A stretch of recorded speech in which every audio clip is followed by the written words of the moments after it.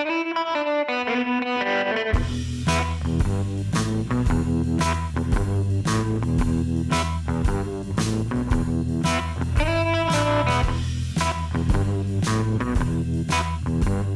everyone. Welcome to the Imaging Wire Show. My name is Jake Fishman. I'm the host of the show and the editor of the Imaging Wire newsletter. And we have an excellent episode for you all today. We have Steve Worrell, the CEO of Riverain Technologies. Steve has been a leader in the AI space for as long as AI has been a real live business almost, which is a really cool thing. And today we're going to be talking about AI evaluations and adoption and the best way to do it, so that you're mitigating risk, but then also doing it effectively, which I think a lot of the industry is still trying to figure out the best way to do that, which makes it very, very relevant for almost everybody who's watching. So I'm pumped about that. Enough about me here. My intro. Steve, welcome to the show. Thank you. Appreciate it. It's really good to have you here. Maybe just before we jump into the main topic, if you could just share a bit about yourself and your background and Riverain.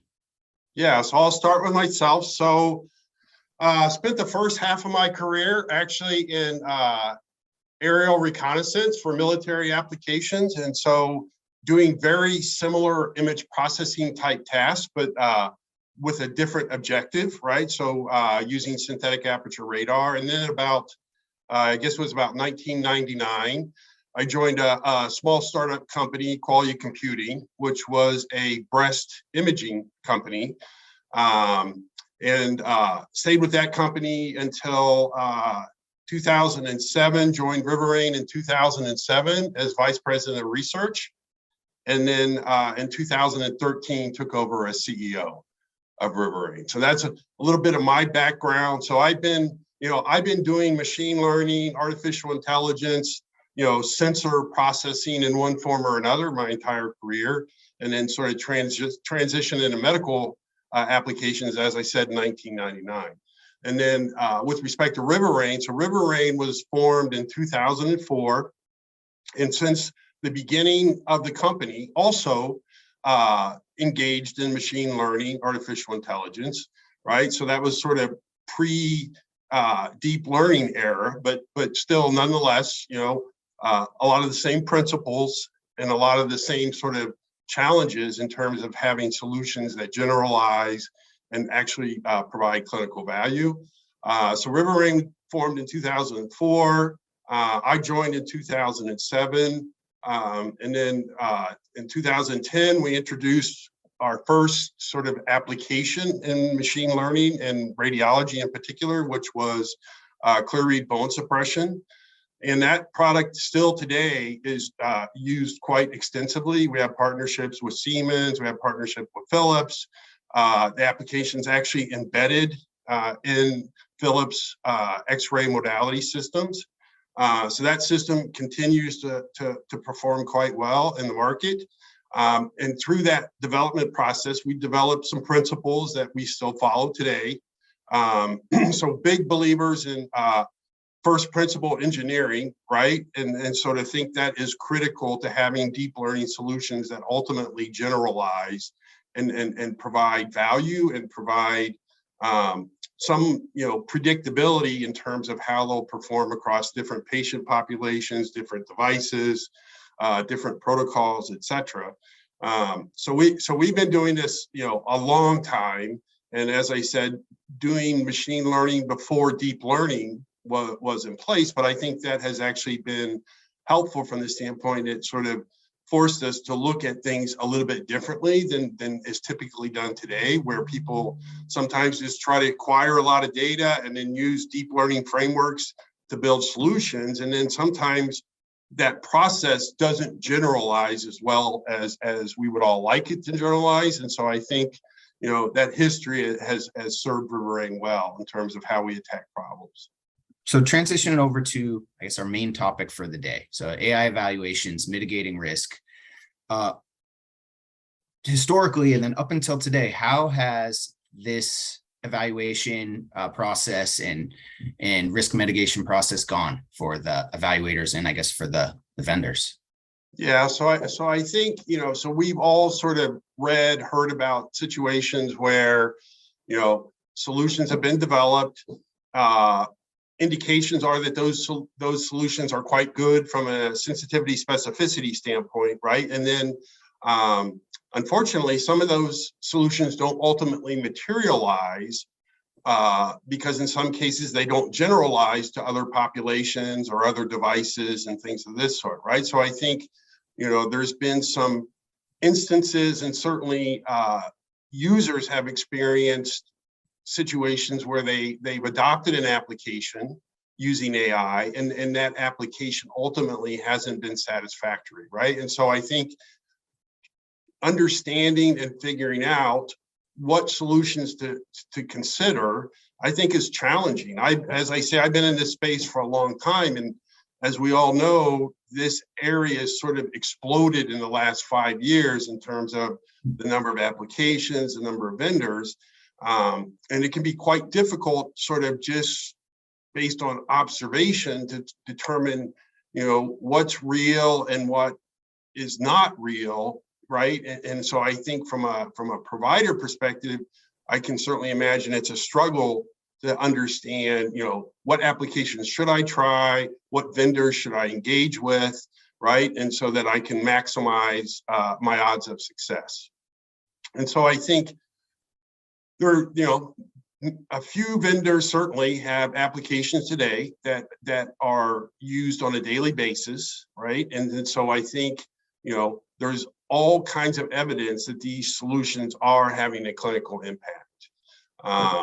And so I think, depending on sort of your degree of risk aversion, one thing to consider is if you are risk adverse and you want to, consider applications that you want to maximize the likelihood of success, I think there's a few things that you can do to sort of, create that situation. One is certainly peer-reviewed third-party publications is very important, right? So that's some evidence that these solution that you might be considering will perform as you would like it to perform. I also think, there's several vendors at this point that have products in the market, active users of those products, in many cases operating over relatively extended periods of time, right? 3-4 years, if not even more. So I think that's another sort of thing to think about as you're considering adoption is what is the sort of install base? What is the experience of other users with these applications? Are those users paying for those applications? Are they continuing to use those applications on a year-over-year basis, right? Because certainly if someone adopts a technology and they continually re-up, so to speak, I think that's a very strong indication that there's value being created.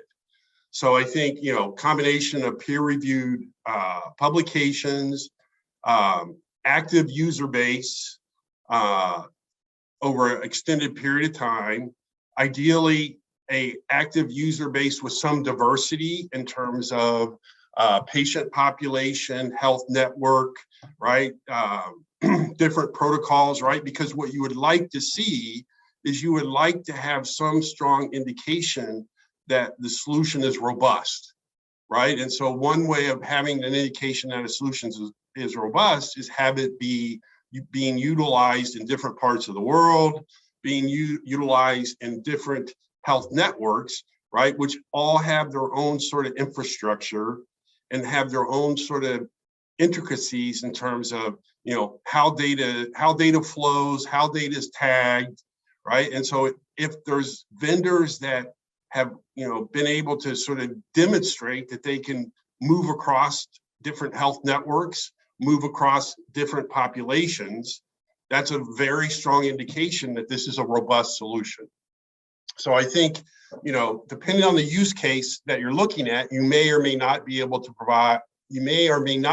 to identify a vendor that has that sort of install base and has that history from a third-party publication standpoint. But I think, that's certainly something to look for if you want to minimize your adoption risk.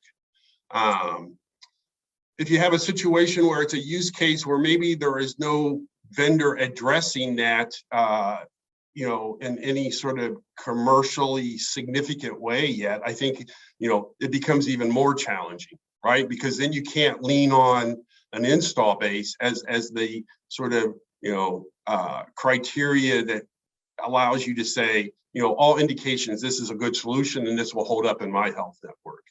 So I think in that situation, probably the strongest evidence would be, again, peer-reviewed third-party articles, right, where this solution has been put through its paces, right, on blind data. That's one of the critical things, right, is knowing that a solution does perform as anticipated when it hasn't seen the data before, i.e. that it wasn't part of the development data.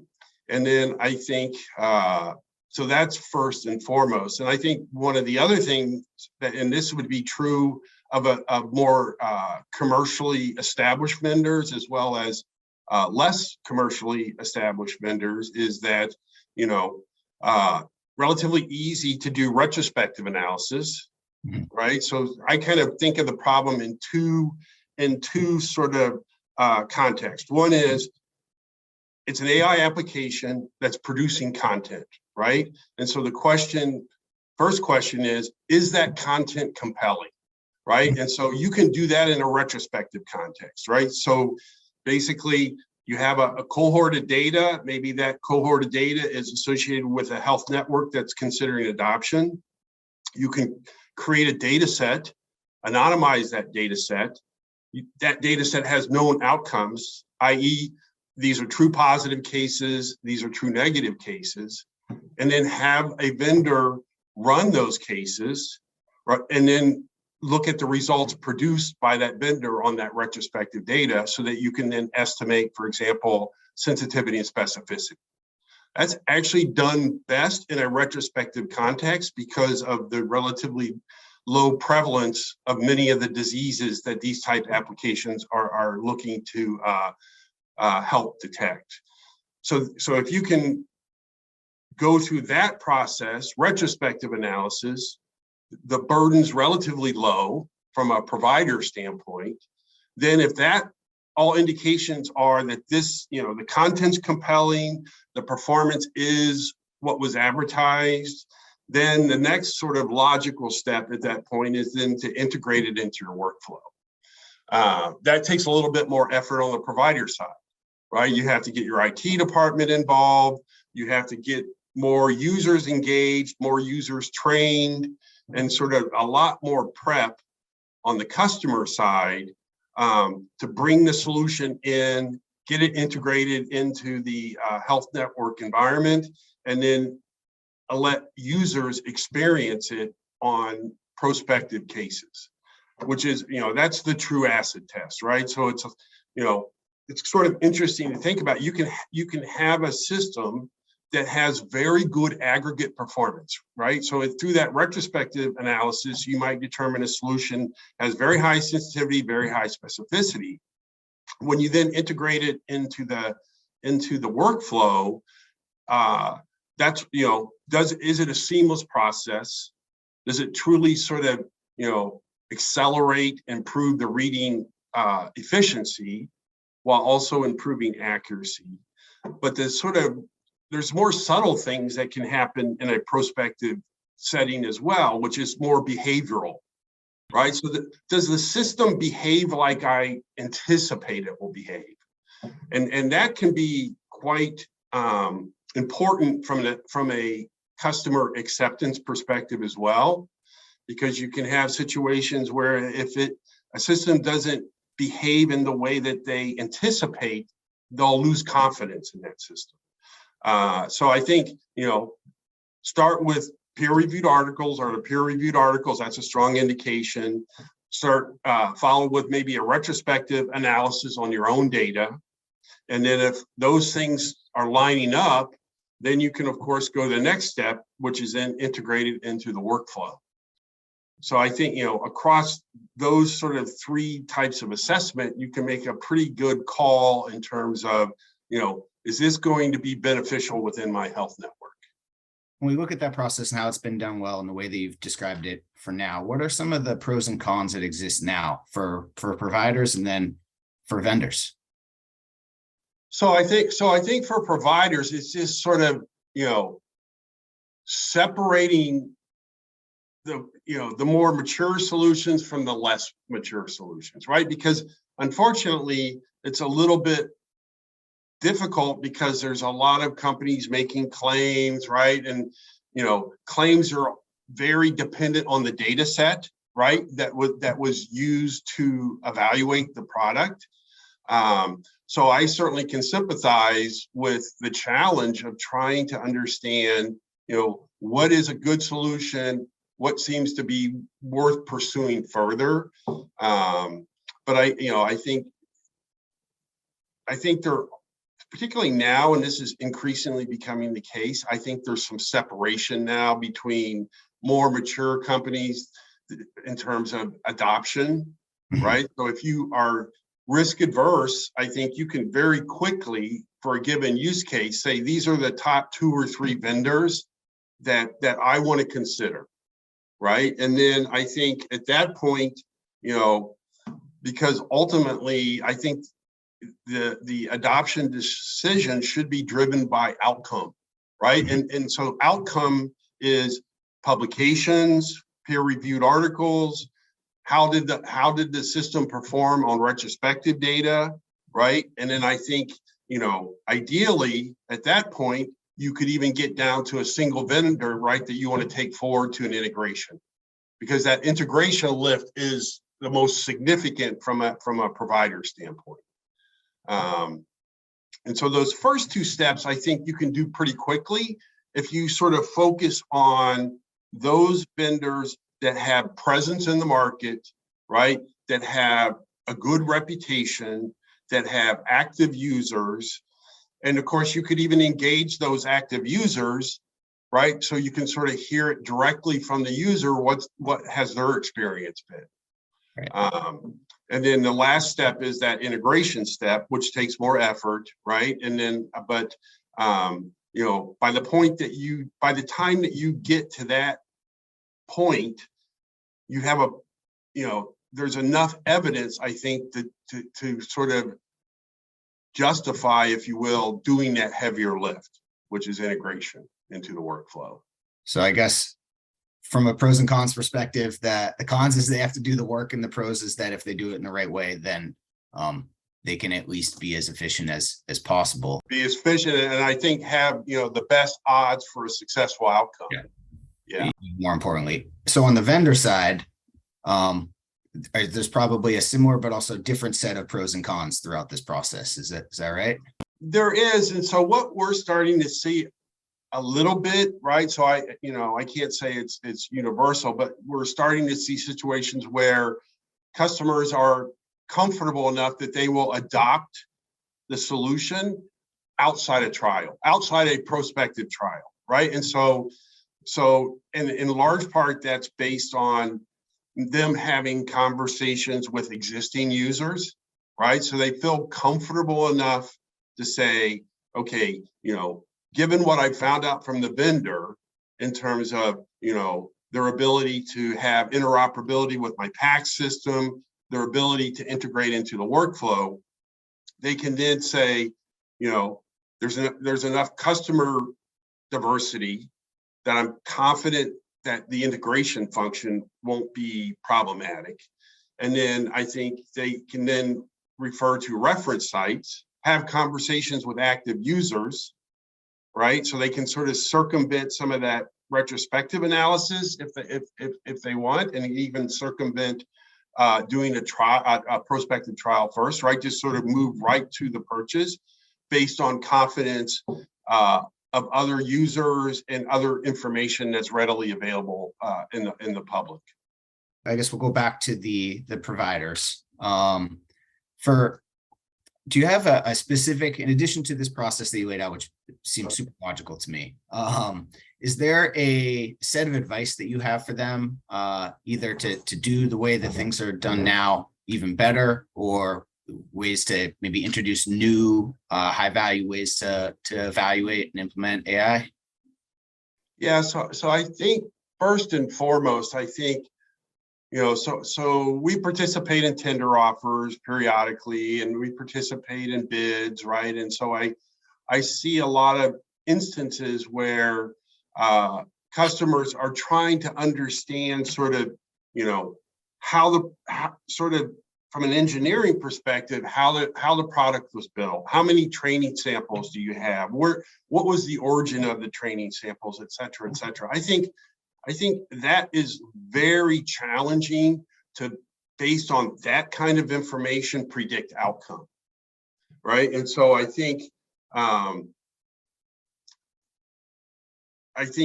if you really want to sort of expedite the process, I think doing those things that we talked about before, right? It's sort of, it's, if you will, more efficient from a vendor perspective, but I think it's also more efficient from a provider perspective.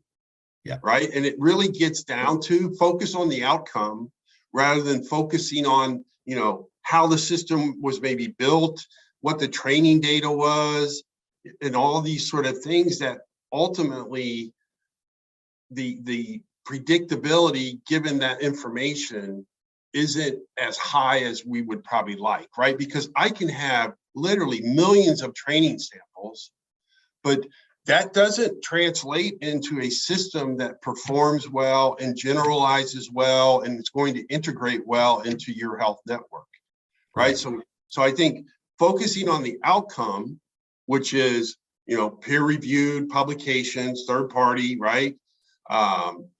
Existing users, happy users, paying users over extended periods of time, that says, they're seeing value in it, right? That's, in my mind, that is focusing on the outcome as opposed to more esoteric things that I think ultimately don't provide as much predictability in the outcome as people would like. Right. It's like if they were doing a similar RFP for a CT scanner, they wouldn't say like, tell me about your circuitry, or maybe they would. But that's a great analogy.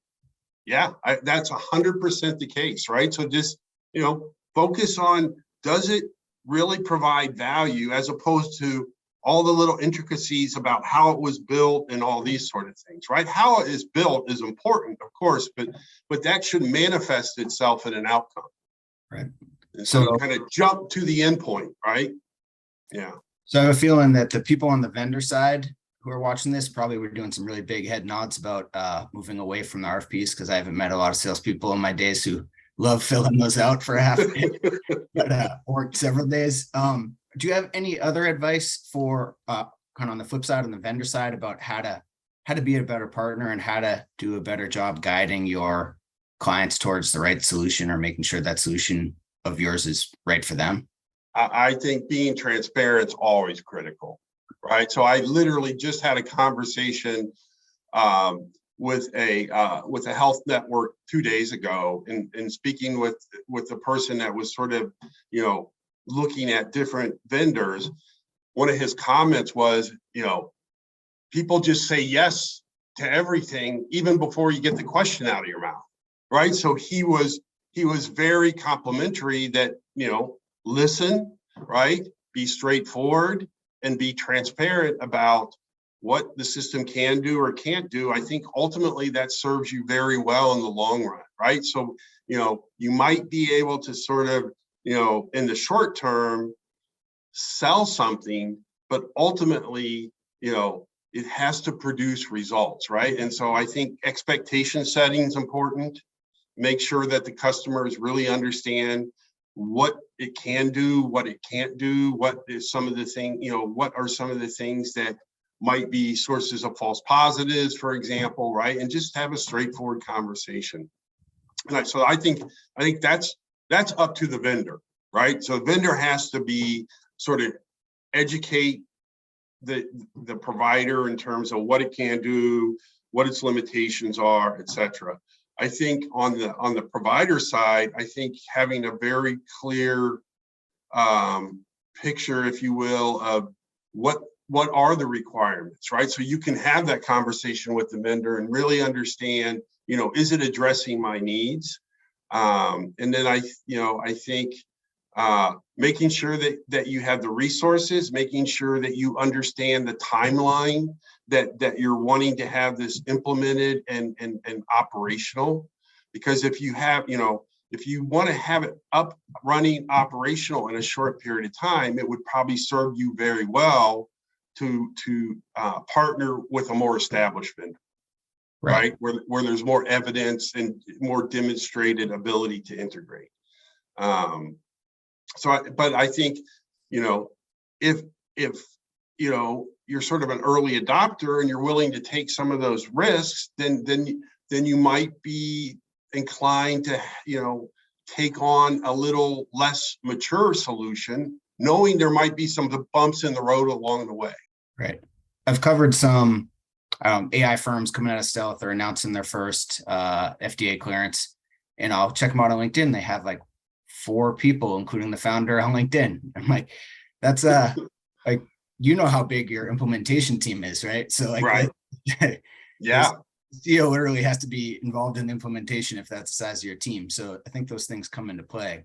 And I think, the other thing I think on the vendor side, particularly on the startup side, is really know the space, right? So it's not enough just to get a bunch of data and then train a model and think that is going to ultimately solve a customer's problem. Right. You have to really understand the use case, understand the workflows, and do the homework, right? So that one, you can make sure the data that you're using for purposes of training is appropriate and balanced, right? And 2, understand some of the intricacies of the environments that you're ultimately going to integrate into, because every health network's a little bit different, right? And the degree of standardization varies a tremendous amount. So you have some health networks that have, hospitals that have been acquired. They may use different standards from tagging the data, right? And so you have to deal with all of that variability when you deploy these systems and be able to handle it in a time efficient way, right? And I think, you just really have to understand the operating space and understand that, it's not as simple as getting a bunch of data, building a model, and having that ultimately be successful clinically. So we started off talking about, I guess, how it's been done so far, and how the folks who are kind of doing it right in 2021, 2022 are doing it. But obviously, like, AI is changing, healthcare decision-making is changing. How is this evaluation process, do you expect it to similarly evolve? There'll be less uncertainty, right, in terms of adoption. So I think as there's more and more penetration into the market, there'll be more and more separation, if you will, between different candidate solutions. And so I think what ultimately will happen will be that, there'll be probably less requirement for prospective trials. There'll be less sort of vetting, and it'll just be, based on market presence, based on market reputation. People will start to feel increasingly comfortable with just making the decision, right, based on awareness of what is happening in other health networks in other parts of the world. Right. So I guess be closer to what you see for other mature technologies. I think now it's just, the space is so noisy. It's just people don't quite know what to believe or not believe, right? And so they feel compelled to go through a very extensive vetting process because it's a young technology, right? And so I think over time, comfort will increase, evidence will increase, so that customers will be, comfortable just making a decision just based on awareness of what's happening in the market. And the solutions will just keep getting better and better too, right? So we're still in the early innings, and so I think sort of traditional metrics, sensitivity, specificity, I think those are just going to continue to improve, probably exponentially, and then I think there'll be more and more established vendors, Platforms, of course, are becoming more and more important so that you can address multiple use cases. I think several of the platform companies are doing a great job curating who they're bringing on board. So they're doing a great service for the providers in doing that, right? Rather than just, have a huge number of vendors in your platform and it's kind of up to the user to figure it out, right? So I think doing some curation up front is helpful. So I think we'll just sort of get to, a more mature technology that will ultimately, similar to how you go buy an iPhone, you just sort of do it almost intuitively based on an awareness of what you're after, what you sort of expect this to be able to do. So when you think about some of the recent evaluations where the company went with Riverain and it worked really well and they're now happy customers, what are the things along that process where they kind of had those aha moments like Riverain's right for me? I think there's no substitute for that sort of, ultimately, does it integrate into my workflow? Is the content what it needs to be? And does it make me better? And does it make me faster? Right. And so one of the things that we hear from customers, which I didn't really have an appreciation for until more recently, which is, this idea of confidence. I feel a lot more confident, right? Which kind of a soft term. What does that really mean? What it really means, I think, is that more and more pressure to read more exams faster, right? And as a radiologist, you can imagine that can create some discomfort, right? That I might be going too fast and I might be overlooking things, right? And so what confidence means is that when I close the case, I feel very comfortable that I did find what I should have found, right? So that kind of safety net, if you will, that even though I'm going, maybe at a faster speed, I still have this tool that makes me feel confident when I go home that I didn't miss things, right? And I don't have to be, concerned as much about overlooking things that I might have missed otherwise. So I think, and I think behavioral things are incredibly important. How intuitive is it? Does it really help? Does it give me some sort of, comfort that the system behaves in a way that I expect it to behave? Mm-hmm. Does it kind of have some degree of transparency in terms of its decision-making process? Because one of the big challenges with deep learning, of course, is that it's a bit of a black box, right? And so anything that you can do to have a little bit more transparency into the decision-making process, I think leads to a lot higher confidence as well with users.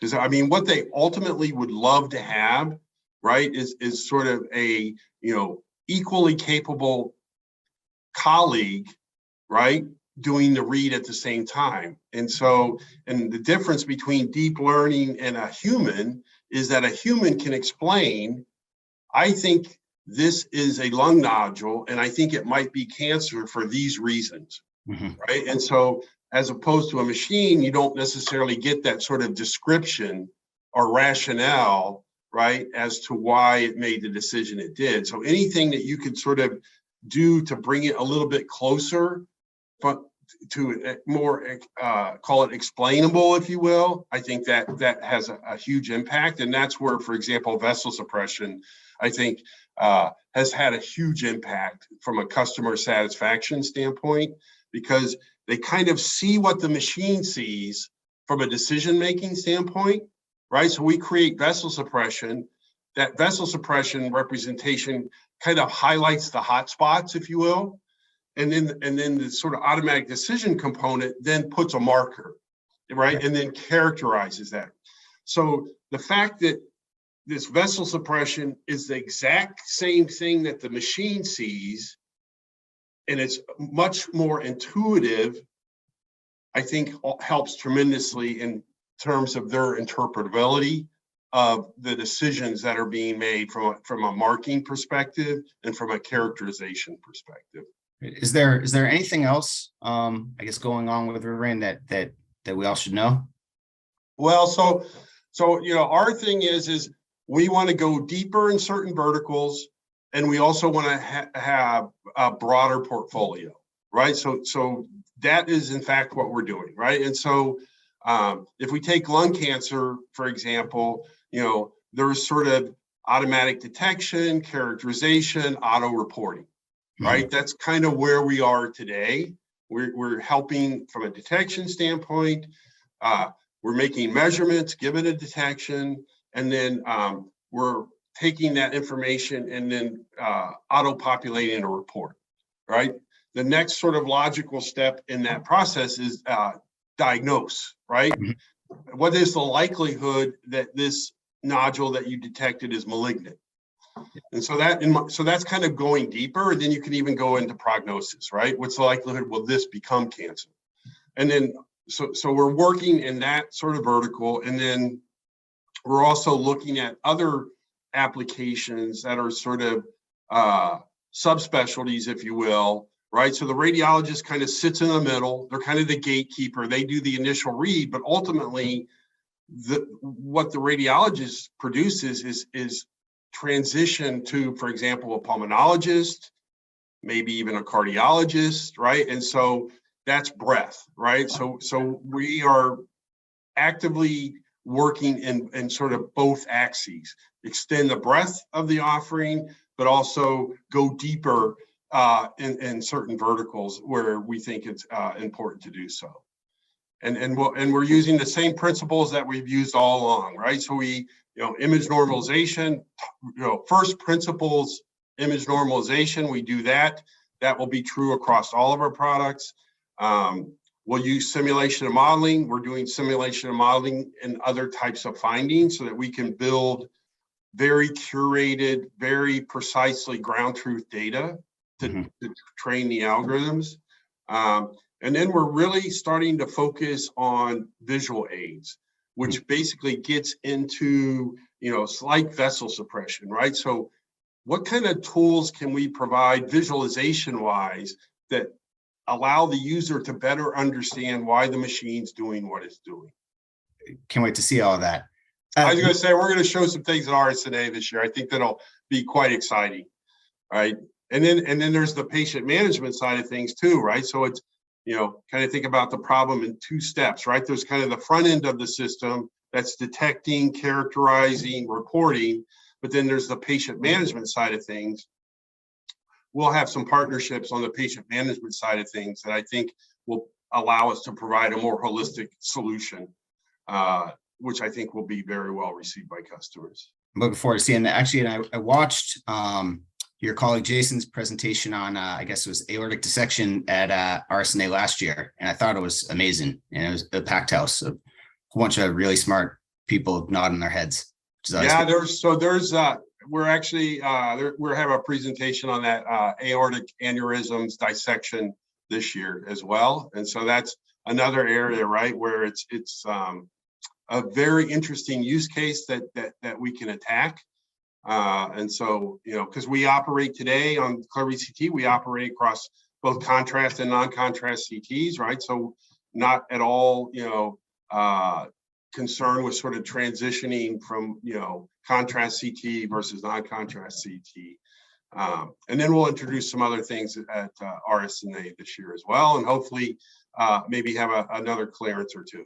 This was really awesome. And I think there's this thing that's being done all across America, but also probably done with different levels of preciseness or efficiency, or different levels of picking the right solution at the end of this long process. So I think the things that you covered today in terms of some of the best practices and some of the things to maybe find opportunities to make this a little bit more efficient, so that you're not at the end of your process and you maybe feel like you have some costs and you have to pick that solution because you got there a little bit quicker, which I think is really cool.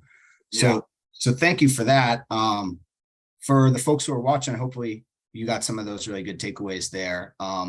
If you are in that space where Riverain plays and you're maybe looking to go home with a little bit more confidence, like Steve talked about earlier, both during the evaluation process and, once you are a user of Clearread CT or one of the other products in their portfolio, go give them a call.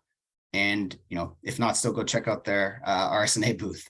Appreciate the opportunity to, have the conversation, and I look forward to continuing to build out some new application and work with new prospects as well as existing customers. Steve, it's great to have you on. Thanks so much.